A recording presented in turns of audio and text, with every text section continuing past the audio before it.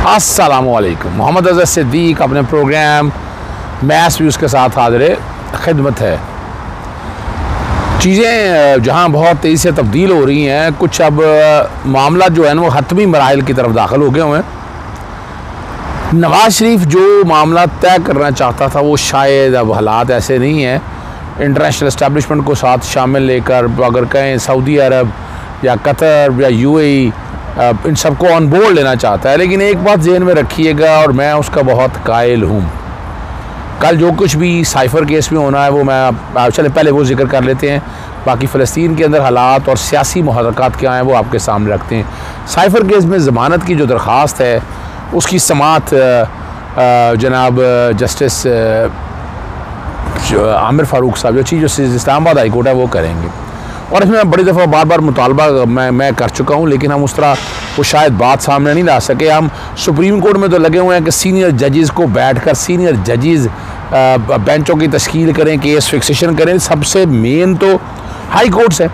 अब high courts के सामने जब तक मेन चीज़ें सामने नहीं आएंगी, यानी हाई कोर्ट वो जगह है जहाँ पहली जब अगर केस आना है और कौन सा बेंच सुनेगा। अब कई ऐसे केसेस हैं जो पड़े रहते हैं पसंद के बेंच के सामने। पसंद से मुराद ये है कि चीफ जस्टिस के पास इख्तियार है ना कि जहाँ लगाना है, और अमूमन जो होता है वो चीफ जस्टिस तक जो बात हम नोटिस करते हैं या अखबार में या मीडिया के दोस्त बताते रहते हैं कि वो मुख्तलिफ एंगल से है। कोई प्रेशर है किसी का, कोई दबाव में आता है, कोई ख्वाहिशात हैं, कोई यानी मिसाल के तौर पर इस वक्त जो है मुस्लिम लीग नून के कैंपों में ये बात बड़ी वाज़ेह है, और बाकायदा उन्होंने जस्टिस काजी फायज़ ईसा के बारे में बाकायदा जहाँ ट्वीट करना शुरू कर दिए हैं, तो वहाँ कई जगह बैठे बात भी कर रहे हैं कि जो फ़ैसला करेंगे वो हम मानेंगे। इसका मतलब है इससे पहले वो फ़ैसले मानते नहीं रहे, हालांकि हालात और वाक़यात बड़े क्लियर हैं, रिकॉर्ड के ऊपर चीज़ें मौजूद हैं। सारे फ़ैसले आइन और कानून के मुताबिक हैं, कोई फ़ैसले में इबहाम या झोल नहीं है। अगर इबहाम या झोल होता तो जितने फैसले सुप्रीम कोर्ट ने किए हैं तो वो वापस ना हो जाते, टर्न डाउन ना हो जाते। तो ऐसी बात तो कोई रिकॉर्ड के ऊपर है ही नहीं है। लेकिन इस वक्त इंप्रेशन ये दिया जा रहा है कि जनाब ये जो अदलिया है, ये अदलिया जो इस वक्त की अदलिया जस्टिस काजी फायज़ ईसा के बाद ये उनकी अपनी मर्ज़ी के मुताबिक होना है।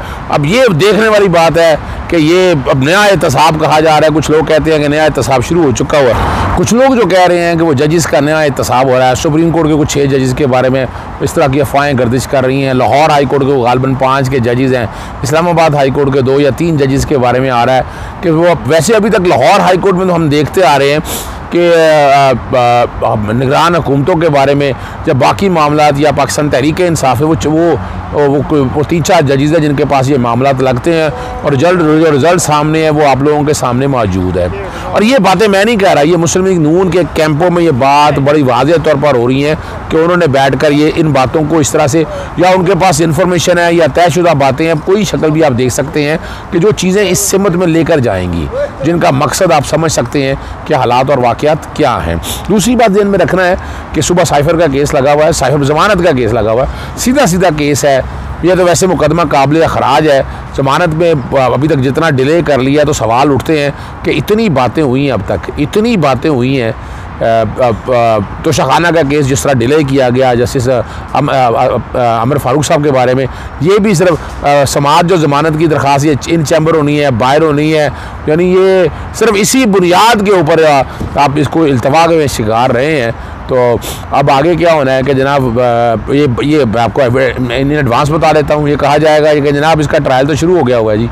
ट्रायल जब शुरू हो गया हुआ है तो अपना ज़मानत का क्या करना है, डे टू डे आप डायरेक्शन दे दें, डे टू डे ट्रायल चल के निकल जाए। तो ये जो सियासी केसेस हैं, सियासी केसेस इस तरह ही मामला चलते हैं। एक और बड़ी अजीब व गरीब सी बात है, अफवाहें उड़ रही हैं कि जनाब शायद फ़ारूक हबीब साहब को वज़ीरिस्तान या ऐसी बातों में चीज़ तो ऐसी कोई रिकॉर्ड पे है नहीं है। इमरान रियाज के केस में भी ये कहा गया कि वज़ीरिस्तान से कॉलें आई हैं। एक तो हमारे यहाँ वज़ीरिस्तान ऐसे बढ़ता फिर रहा है कि जैसे मसला ही कोई नहीं है, तो लोग फिर खदशात की बातें वो करेंगे। अब देखना यही है। और इसमें मैं जो एक बात बार बार करता हूँ कि जनाब चीफ जस्टिस आमिर फ़ारूक साहब ले लें या चीफ जस्टिस मोहम्मद अमीर भट्टी ले लें, यहाँ भी बातें हो रही हैं कि मैं कह भी चुका हूँ कि यहाँ भी चीफ जस्टिस जो है अपना ट्रांसफ़र होंगे, नए जजेस आए, नया चीफ जस्टिस आएगा और जो बातें अफवाहें कह दें अब, लेकिन वो अफवाहें इसलिए नहीं कह सकते, वो बड़ा बावसूख कहते हैं कि जो हम कहेंगे उसके मुताबिक ये मामला चलेगा।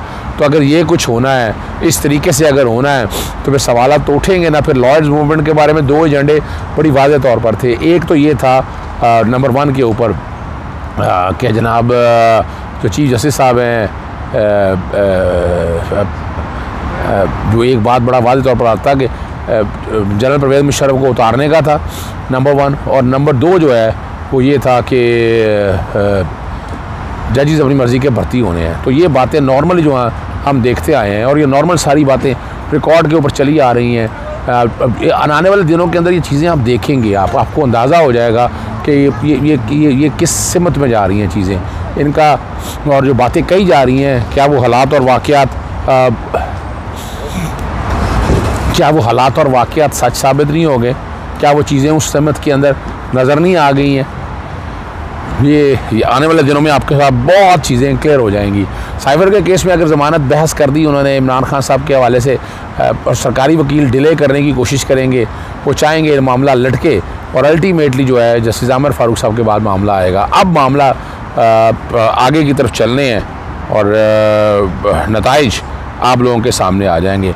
कहा यही जा रहा है कि जो है ना जी, नवाज़ शरीफ 21 अक्टूबर को वापस आ रहे हैं। मैं कह चुका हूँ, मैंने टिकट भी अपनी बुक करा ली हुई है 21 अक्टूबर के हवाले से। नवाज़ शरीफ 21 अक्टूबर को तो मैं नहीं समझता नहीं आएंगे। कोई नंबर ऑफ़ रीज़न है, इंटरनेशनल एस्टैब्लिशमेंट के साथ राब्ते में है, सऊदी वालों से मिलना है, कतर से मिलना है, यूएई से मिलना है, बाकी लोगों से मिलकर बैठकर उन्होंने तय करना है कि क्या होगा। और कमाल की बात, बड़ी ज़बरदस्त जो बात है, वो जो कह रहे हैं कि बाकायदा जो है ना जी, मीनार पाकिस्तान में खिताब करेंगे। मरियम औरंगज़ेब कहती हैं जी, एयरपोर्ट पर उतरेंगे और जाती उम्र अपनी रहाइश का वापस जाएंगे। जनाब आप इश्तिहारी हैं, सज़ा याफ्ता हैं, किस बुनियाद पर जाएंगे आप? और अगर ये निगरान हुकूमतें फ़ायदा देने के लिए बनी बैठी हुई हैं, तो फिर समझ आ जाना चाहिए ना कि डील का आंसर देखिए, डील के आंसर के मैं 3-4 चीज़ें आपके सामने रख देता हूँ। जब डील होगी ना, तो नवाज शरीफ बिल्कुल एयरपोर्ट पर उतरेगा और मीनार पाकिस्तान में खिताब करेगा और आराम से घर चला जाएगा, और इसके घर को डिक्लेयर कर दीजिएगा जेल। हालांकि ये जेल सज़ा याफ्ता हैं, सज़ा याफ्ता के लिए ये जेलें घर जेलें कभी मैंने नहीं सुना है। जब आप अंडर ट्रायल प्रिजनर हो तो वहाँ पर आप कह सकते हैं, आपको डिटेंशन में रखा हुआ है तो वहाँ आपको कहा जा सकता है कि आपको ऐसी जगह पर रखें। सज़ा याफ्ता को नहीं, इसे जाना है अडयाला जेल में। और इश्तिहारी है, पहले इश्तिहारी ख़त्म होगा, फिर अपील लगेगी, तो ये तो बड़ा लंबा काम है। तो 21 को आते ही खिताब करने जाएंगे, फिर तो कानून के साथ खिलवाड़ है, मजाक है। और यही हमारी अदलिया का इम्तहान है कि वो अदलिया इस मामले को किस तरह देखती है और इसका नतीजा क्या निकलता है। अब और जो बड़ी मज़ेदार बातें हैं,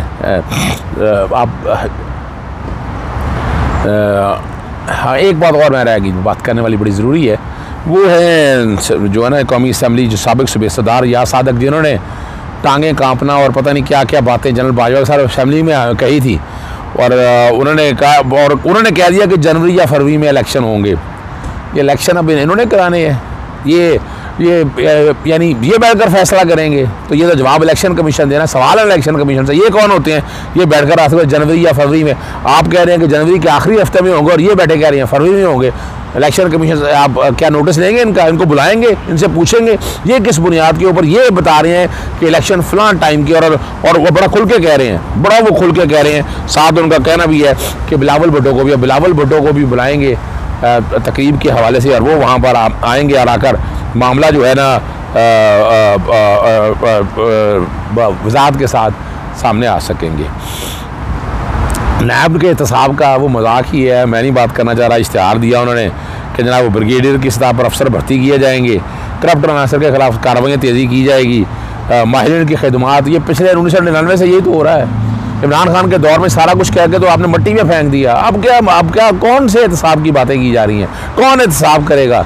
ये एहतसाब वाला जो बयानिया ना, ये पिट चुका है बुरी तरह से। Don't make fun of this nation, बेवकूफ़ मत बनाएं कौम को, और अगर कौम को अब बेवकूफ़ इस तरह बनाएंगे तो उसके नताइज में आपको बहुत भुगतने पड़ेंगे। आखिर में सिर्फ छोटी सी अपडेट जो है फ़लस्तीन के बारे में, अब और हमास ने गज़ा के साथ कुछ इलाकों पर कब्ज़ा भी कर लिया है, और हत्ते इसराइली हैं। और ये जो बातें हैं ना, अब इमेज ये बनाया जा रहा है कि जनाब जैसे जो है ना बड़ा जुल्म हो रहा है और फ़लस्तीन के साथ अब ये नए वर्ल्ड ऑर्डर की बातें हो रही हैं, बड़े टाइम पे इमरान खान को गिराया गया। गिराने के बाद ये इंटरनेशनल इस्टेब्लिशमेंट का जो प्लान है और निगरान हुकूमत एक ऐसी आ गई है जिसने पॉलिसीज़ में दखल नहीं देना, वरना तो आपको पता है अवाम का प्रेशर होता है, तो जो मुंतखब वज़ीर आज़म है वो उसके मुताबिक चीज़ों को लेकर चलता है। और इसराइली फ़ौजी जो है ना वो 11 बंगाल हैं, 100 से ज़्यादा इसराइली शहरी और 232 फ़लस्तीनी शहीद हुए हैं। रूस, तुर्की, ईरान, कतर वगैरह भी मैदान में आ गए हैं। और उसका मकसद जो है आप यही समझ सकते हैं। और सऊदी अरब जो है वो मुतहरक है, वज़ीर ख़ारजा के कई ममालिक से राब्ते हैं। सूबाई जो सऊदी वज़ीर ख़ारजा है ज़्यादा फैसल बिन बरहान फ़लस्तीन की सूरत अमरीका, कतर में अपना मिस्र और उर्दन के टेलीफोन राब्ते हैं कशीदगी को रोकने और इंसानी जानों के तहफ़्फ़ुज़ के लिए। अब बहुत सा काम किया जा रहा है और इस जंग में ये फैसला कुन मोड़ आ चुका हुआ है। फ़लस्तीन जो अपना इसराइल जो चाहता है वो करके रहेगा और उसने अपने मकासद इंटरनेशनल दुनिया में जिस तरीके से मनवाए हैं वहाँ से आप समझ सकते हैं। इमरान खान को सज़ा तो फिर आपको पता मिलनी है जब वो इस्लामोफोबिया की बात करेगा, जब वो फ़लस्तीन के हवाले से बात करेगा, जब वो कश्मीर के हवाले से बात करेगा। तो ये बहुत सी ऐसी बातें हैं जो आपके लिए बहुत कुछ बताती है कि इमरान खान का सिर्फ जुर्म ये नहीं है। इमरान खान का सबसे बड़ा जुर्म जो है कि वो मुसलमानों के लिए बोल रहा है, पाकिस्तानी अवाम के लिए बोल रहा है। जो आदमी इस तरह बोलेगा उसे भुगतना तो है, तो फिर वापस कौन आएगा? वापस फिर वही ज़ात लेकर आएगी और बड़े ज़ोर शोर के साथ वापस आएगा और इंशाअल्लाह पाकिस्तान आगे की तरफ जाएगा। सियासी जमातों के लिए हालात कोई इतने अच्छे नहीं हैं। कुछ तफसीलात मैं रात के प्रोग्राम में बताऊँगा। इजाज़त चाहता हूँ। अस्सलाम वालेकुम, अल्लाह हाफ़िज़। पाकिस्तान जिंदाबाद।